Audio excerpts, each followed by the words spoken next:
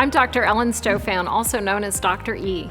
And I'm Dr. Thomas Zurbuchen, also known as Dr. Z. I am so excited that we're ready to launch the next Mars mission. But before we talk about this, tell us, where are we here? We're at the Stephen F. Udvar-Hazy Center, which is one of our 2 National Air and Space Museums. But even more than that, we're behind the scenes, socially distancing, at our Dulles Collection Facility, where we keep aircraft and spacecraft that we don't have room for out on the floor. This is one of the newest objects in our collection. It's the testbed rover that was used for the Spirit and Opportunity rovers out at the Jet Propulsion Laboratory in California. So while those rovers were on Mars, the folks at JPL could use this rover to help understand what was happening up on Mars, where they couldn't get in there and actually fix things. I'm so excited to stand here next to this. Spirit and Opportunity have really changed how we think about Mars. And you look at it, it's like a golf cart size. Well, the mission we're going to launch, Perseverance, is more like a car, over 2,000 pounds, 7 feet tall, in a much more complex machine with a very different purpose, which is to prepare samples to bring back to Earth.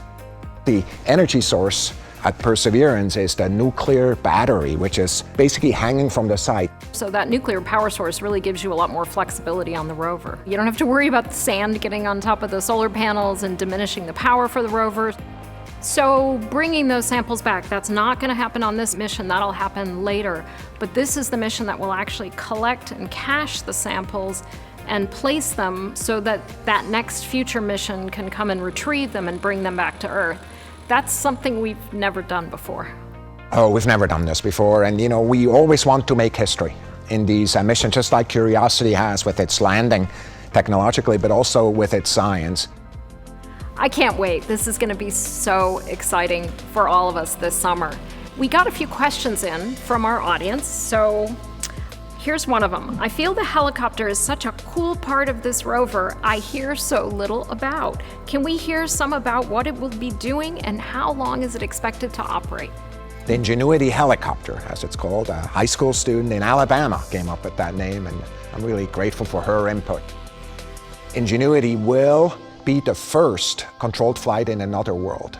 So what it's really designed to do is it gets dropped off the surface, it sets itself up, and then it flies a few takeoffs. First, it's just up and down. Just, if you have a remote control thing somebody gives you, same thing. Just go up a foot or 2 and then down just to make sure you know how to take off and land.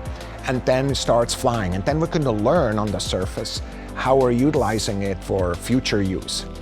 One of the reasons we actually want to put the helicopter there is because we're thinking if we were there with humans, we'd really like to have scouts that really can go ahead and look at how we can get to a crater, for example, of important science, how we can get down there without having to get stuck on the way, right? Kind of to do the inch by inch thing. And we think that scouts like that with data from space can really be an important part, just like we use it on the ground for many applications today. I'm really excited about it. I'm going to push you on something. Someday there will be humans going to Mars.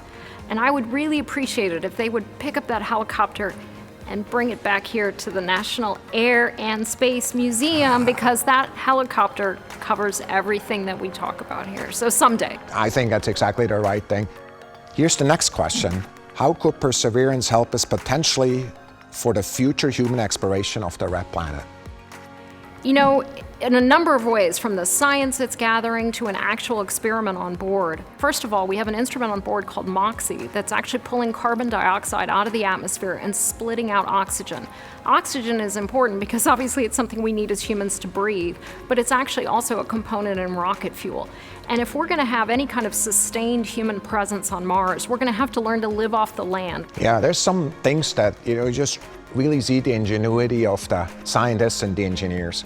The calibration target for Sherlock, one of the instruments, actually has specific materials that are of huge importance to human explorations. There's 3 samples of astronaut suit materials there. We learn how these materials interact in the Martian atmosphere. So how cool is that? That's really cool, because here with our spacesuit collection that we have here at the Air and Space Museum, you can really tell the Apollo astronauts that walked around on the moon because their suits are covered with a very fine glassy lunar soil.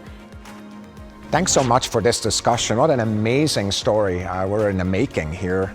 And also for doing this in this environment, full of stories, full of secrets in a place I've never been before. And I can't wait to come back for another episode of Easy Science.